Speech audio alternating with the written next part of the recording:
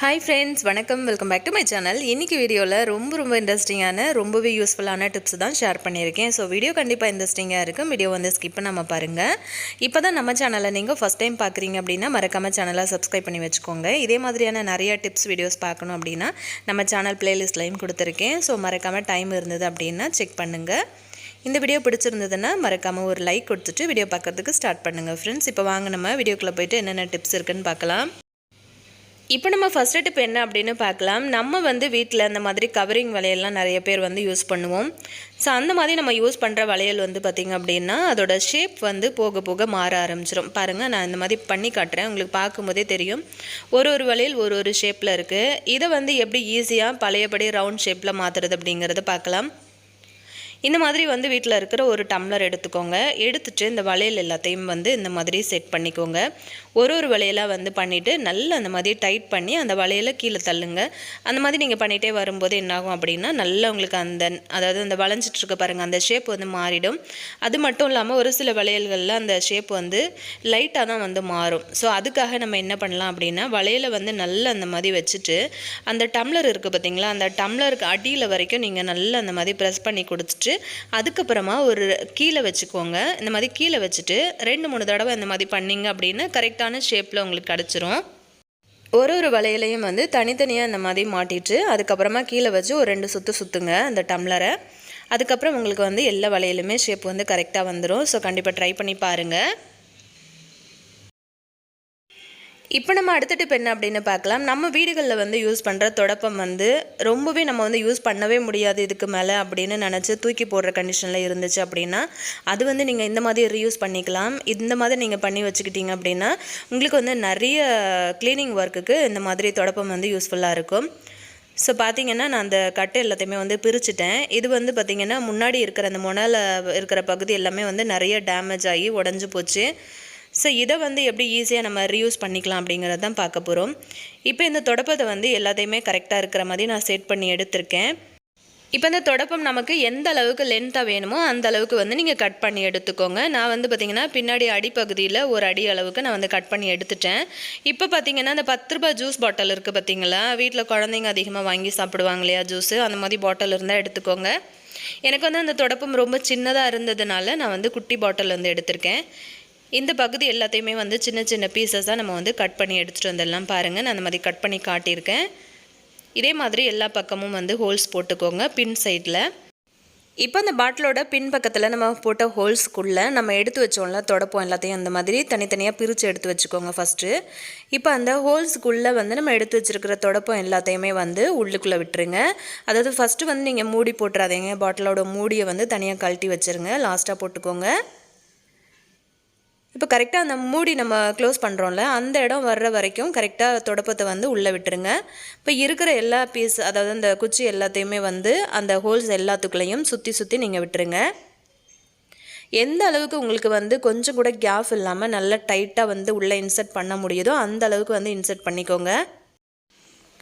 நல்லா சுற்றி விட்டு இந்த மாதிரி ஃபுல்லாகவே வந்து இன்சர்ட் பண்ணி எடுத்துக்கிறேன். இந்த மாதிரி நீங்கள் குட்டியாக அந்த தொடப்பத்தை ரெடி பண்ணி வச்சுக்கிட்டிங்க அப்படின்னா வீட்டில் வந்து நிறைய க்ளீனிங் ஒர்க் பண்ணுறதுக்கு இதை நம்ம வந்து யூஸ் பண்ணிக்கலாம். இப்போ பாருங்கள், ஃபுல்லாக வந்து நான் அந்த தொடப்பு குச்சி எல்லாத்தையுமே உள்ளே தள்ளிட்டேன். கூடவே வந்து நம்ம கட் பண்ணி வச்சோம்ல ஃபஸ்ட்டே அந்த பீஸை எடுத்து என்ன பண்ணேன் அப்படின்னா சுற்றி ஒரு சப்போர்ட்டுக்காக ஃபுல்லாக வந்து கொடுத்துட்டேன். நம்ம வந்து பெருக்கும்போது அந்த தொடப்பு வந்து பிச்சுக்கிட்டு தனியாக வராமல் இருக்கும். ஸோ அதுக்காக நல்லா டைட்டாக இருக்கிற குச்சி எல்லாத்தையுமே வந்து உள்ளே தள்ளிட்டேன்.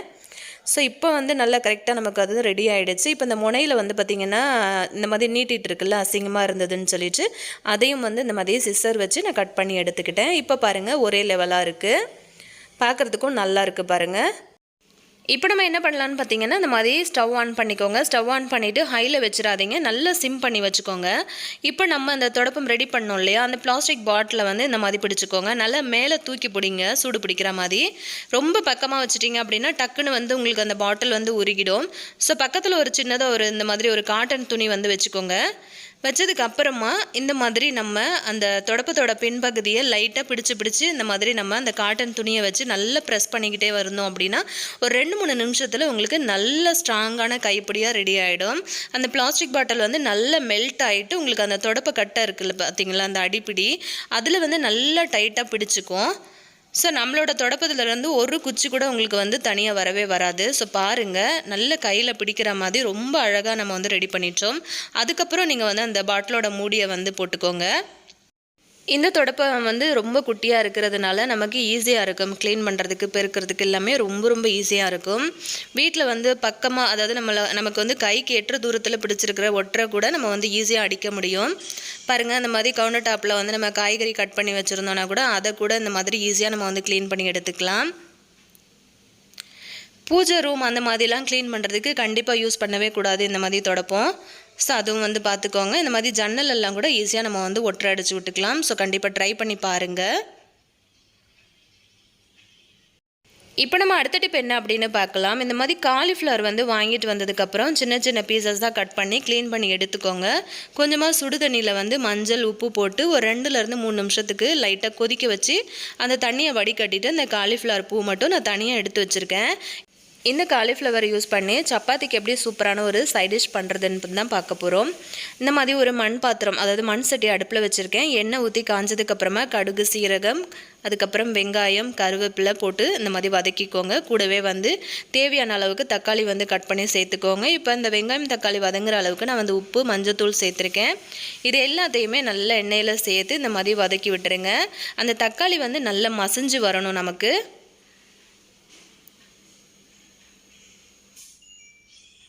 கொஞ்ச நேரத்துக்கெல்லாம் பார்த்திங்கன்னா இந்த மாதிரி தக்காளி நல்லா மசிஞ்சு வந்துடும். கூடவே வந்து உங்களுக்கு காரத்துக்கு தேவையான அளவுக்கு தனி மிளகாத்தூள் வந்து சேர்த்துக்கோங்க. சேர்த்துட்டு அதையும் நல்ல எண்ணெயில் அந்த மாதிரி வதக்கி விட்டதுக்கப்புறமா 1 ஸ்பூன் அளவுக்கு இஞ்சி பூண்டு பேஸ்ட் வந்து சேர்த்துருக்கேன். அதையும் சேர்த்துட்டு இந்த மாதிரி நல்லா மசிச்சு நல்லா வேக விடுங்க. எண்ணெயில் நல்லா மசிஞ்சு இந்த அளவுக்கு உங்களுக்கு வரும். இந்த மாதிரி வந்ததுக்கு அப்புறமா நம்ம வந்து ரெடியாக எடுத்து வச்சுருக்கிற காலிஃப்ளவரை வந்து நம்ம சேர்த்துக்கலாம். சேர்த்துட்டு வந்து இந்த மாதிரி கலரி கொடுத்துருங்க. இதே மெத்தடு யூஸ் பண்ணி நீங்கள் வந்து கத்திரிக்காய் பண்ணலாம், உருளைக்கிழங்கு, இந்த மாதிரியான காய்கறிகள் வந்து நம்ம பண்ணலாம். சப்பாத்திக்கு எல்லாம் வந்து பார்த்திங்கன்னா சூப்பராக இருக்கும் இந்த மாதிரி ஒரு சைட் டிஷ்ஷு. பாருங்கள், நல்லா அந்த மாதிரி கலந்து கொடுத்துட்டு மூடி போட்டு மூடி வச்சுருங்க. இப்போ பார்த்தீங்கன்னா ஃபைனலாக நம்மளோட காலிஃப்ளவர் சைட் டிஷ் வந்து ரொம்ப சூப்பராக ரெடி ஆகிடுச்சு. சாம்பார் சாதம், ரச சாதம், சப்பாத்தி கூட செமையாக இருக்கும். ஸோ கண்டிப்பாக ட்ரை பண்ணி பாருங்கள். நம்ம வீடுகளில் வந்து நம்ம கைகளில் ரெகுலராகவே வந்து தங்க வளையலோ இல்லைனா இந்த மாதிரி கவரிங் வளையல் அந்த மாதிரி நம்ம யூஸ் பண்ணுவோம். அந்த மாதிரி வளையல் வந்து நம்ம யூஸ் பண்ணிக்கிட்டே இருக்கும்போது அதோட ஷைனிங்கும் வந்து நல்லா குறைஞ்சு போயிடும். கொஞ்ச நாள் போக அந்த வளையல் வந்து ரொம்ப பழசான மாதிரி தெரியும். அந்த மாதிரி ஆகிற வளையல், அதாவது கவரிங் ஜுவல்ஸாக இருந்தாலும் சரி, கோல்டாக இருந்தாலும் சரி, நீங்கள் இந்த மாதிரி வந்து அதை வாஷ் பண்ணி பாருங்கள். டக்குன்னு உங்களுக்கு வந்து அந்த நல்லா உங்களுக்கு புதுசாக நம்ம வாங்கும்போது எப்படி இருந்ததோ அந்த மாதிரி உங்களுக்கு கிடைக்கும். ஒரு சின்ன கிண்ணத்தில் வந்து பார்த்திங்கன்னா பேஸ்ட் வந்து எடுத்திருக்கேன். கோல்கேட் பேஸ்ட் எடுத்து கொஞ்சமாக தண்ணி ஊற்றிட்டு நம்ம எடுத்து வச்சுருக்கிற கவரிங் வளையலை நல்லா அந்த மாதிரி வந்து டிப் பண்ணி கொடுத்துட்டு ஒரு 5 நிமிஷம் அப்படியே டிஸ்டர்ப் பண்ணாமல் விட்டுருங்க. அதுக்கப்புறம் வந்து நான் நார்மலாக இந்த மாதிரி ஒரு சின்ன பஞ்சு வந்து எடுத்திருக்கேன். அதாவது நம்ம பாத்திரம் கழுவுறதுக்கு யூஸ் பண்ணுவோம்ல, என்னோடய வளையலில் வந்து பார்த்திங்க அப்படின்னா அந்த கலர்ஸ் எதுவுமே போகவே போகாது, நல்லா ஸ்ட்ராங்காக பிடிச்சிக்கும். அதனால நான் இந்த மாதிரி எடுத்திருக்கேன். உங்களுக்கு வந்து அது போயிடும் அப்படின்னு பயம் இருந்துச்சு அப்படின்னா நம்ம நார்மலாக வீட்டில் க்ளீனிங்காக ப்ரஷ் வச்சுருப்போம்ல, அது யூஸ் பண்ணி கூட நீங்கள் வந்து தேய்ச்சி விட்டுக்கலாம். கொஞ்ச நேரத்தில் வந்து பார்த்திங்க அப்படின்னா நல்ல பளபளன்னு புதுசு போல் ஜொலிக்க ஆரம்பிச்சிருச்சு பாருங்கள். பார்க்கும்போதே உங்களுக்கு தெரியும் எந்த அளவுக்கு முன்னாடி நான் காமிக்கும் போதே எப்படி இருந்தது, இப்போ வந்து எப்படி இருக்குது அப்படின்னு. ஸோ கண்டிப்பாக வந்து கோல்கேட் பேஸ்ட் வந்து யூஸ் பண்ணி நம்மளோட கவரிங் ஜுவல்ஸ், அப்படி இல்லைன்னா கோல்டு ஜுவல்ஸ் கூட நம்ம வந்து வாஷ் பண்ணி எடுத்துக்கலாம். ரொம்ப ரொம்ப சூப்பராக பார்க்குறதுக்கு ரொம்ப அழகாக மாறிடும்.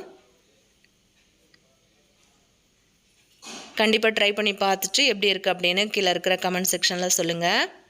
இப்போ நம்ம அடுத்த டிப் என்னென்னு பார்க்கலாம். வீட்டில் நம்ம பால் இல்லாத நேரத்தில் எப்படி டக்குன்னு தயிர் போடலாம் அப்படின்னு பார்த்தீங்கன்னா, இந்த மாதிரி பால் பவுடர் வந்து யூஸ் பண்ணிக்கோங்க. இது வெறும் 5 ரூபா தான். ஸோ பக்கத்துலேயே இருக்கிற கடைகளில் நமக்கு வந்து கிடைக்கும். ஸோ பாலை விட இது ஈஸியாக நமக்கு வந்து 5 ரூபாயில் வாங்கிடலாம். ஹட்சனோட ப்ராடக்ட் தான் நான் வந்து எடுத்திருக்கேன். ஸோ இதில் வந்து பார்த்திங்க அப்படின்னா நான் வந்து 2 பாக்கெட் வந்து இன்றைக்கி யூஸ் பண்ணிக்க போகிறேன். ஈஸியாக வந்து பால் இல்லாத நேரங்களில் கூட இந்த மாதிரி பால் பவுடர் வச்சு கூட நம்ம வந்து தயிர் போடலாம் அப்படிங்கிறது தான் இதில் ஷேர் பண்ணியிருக்கேன். இப்போ அதை கட் பண்ணிவிட்டு சின்னதாக அந்த மாதிரி ஒரு பவுலில் வந்து நம்ம கொட்டிக்கலாம். நான் வந்து பார்த்திங்க அப்படின்னா 2 பாக்கெட் எடுத்திருந்தேன். ஸோ அதனால வந்து ஒரு சின்ன டம்ளரில் 1 டம்ளர் அளவுக்கு நான் வந்து தண்ணி எடுத்திருக்கேன். இப்போ இந்த பால் பவுடரை வந்து கட்டி இல்லாமல் கரைச்சி விட்டுக்கலாம். பாருங்கள் நல்லா அந்த மாதிரி கட்டி இல்லாமல் நம்ம கரைச்சி விட்டதுக்கப்புறமா அடுப்பில் வச்சு நான் அந்த பாலை வந்து காய்ச்ச ஆரம்பிச்சிருக்கேன். பால் வந்து நல்லா பொங்கி காய்ச்சி ஆறுனதுக்கப்புறம், அதாவது நம்ம கை பொறுக்கிற சூடு வருது பார்த்திங்களா, அந்த டைமில் தான் நம்ம வந்து தயிர் ஊற்ற போகிறோம். பாருங்கள் பால் வந்து நல்லா பொங்கி வந்துருச்சு. இப்போ வந்து பால் கை பொறுக்கிற சூடு வரைக்கும் நமக்கு வந்து ஆறி வந்திருக்கு. இப்போ 1 ஸ்பூன் அளவுக்கு நான் வந்து வீட்டில் இருந்த தயிர் வந்து எடுத்திருக்கேன். இப்போ இந்த தயிரை வந்து நம்ம அந்த பாலுக்குள்ளே வந்து சேர்த்துக்கலாம். சேர்த்துட்டு நல்லா அந்த மாதிரி கலந்து கொடுத்துருங்க. கலந்து கொடுத்துட்டு குட்டியாக நான் வந்து இன்றைக்கி ஒரு மண் ஜாடி வந்து எடுத்திருக்கேன். மண் பாத்திரம் யூஸ் பண்ணி நம்ம தயிர் போடுறதுல நிறைய நமக்கு ப்ளஸ் இருக்குது. என்ன அப்படின்னு கேட்டிங்கன்னா, நம்மளோட தயிர் வந்து நல்லா திக்காகவே இருக்கும். எக்ஸஸாக பாலில் இருக்கிற தண்ணி எல்லாத்தையுமே அந்த மண் பாத்திரம் வந்து அப்சர்வ் பண்ணிக்கும். அதே சமயத்தில் உங்களோட தயிர் வந்து சீக்கிரத்தில் புளிப்பாகவே ஆகாது. ஸோ கண்டிப்பாக ட்ரை பண்ணி பாருங்கள். நான் இது வந்து அப்படியே ஒரு 6லேருந்து 7 மணி நேரத்துக்கு டிஸ்டர்ப் பண்ணாமல் அப்படியே விட்டுட்டேன். அதுக்கப்புறம் வந்து பார்த்திங்க அப்படின்னா நல்லா தயிர் உறைஞ்சி வந்துருந்துச்சு. பாருங்கள் சுத்தமாக தண்ணியே இல்லை அந்த பாலில். நல்ல கெட்டியான கட்டி தயிர் வந்து நமக்கு ஹோட்டல் ஸ்டைலில் கிடைக்கிற மாதிரி நம்ம வீட்டில், அதுவும் பால் இல்லாமல் வெறும் பால் பவுடர் வச்சு ரொம்ப சூப்பராக ரெடி பண்ணிட்டோம். கண்டிப்பாக இன்றைக்கி நான் ஷேர் பண்ண எல்லா டிப்ஸும் உங்களுக்கு பிடிச்சிருக்கும் அப்படின்னு நினைக்கிறேன். பிடிச்சிருந்ததுன்னா மறக்காமல் உங்கள் ஃப்ரெண்ட்ஸ் அண்ட் ஃபேமிலி மெம்பர்ஸ்க்கு ஒரு ஷேராவது கொடுங்க. ஆல்ரெடி நம்ம சேனலில் நிறையா டிப்ஸ் வீடியோஸ் நான் வந்து போஸ்ட் பண்ணியிருக்கேன். ஸோ அதுவும் வந்து மிஸ் பண்ணாமல் சேனலில் போய் செக் பண்ணி பாருங்கள். இதே மாதிரி இன்ட்ரெஸ்டிங்கான இன்னொரு வீடியோவில் நான் உங்களை திரும்ப மீட் பண்ணுறேன் ஃப்ரெண்ட்ஸ். தேங்க்யூ.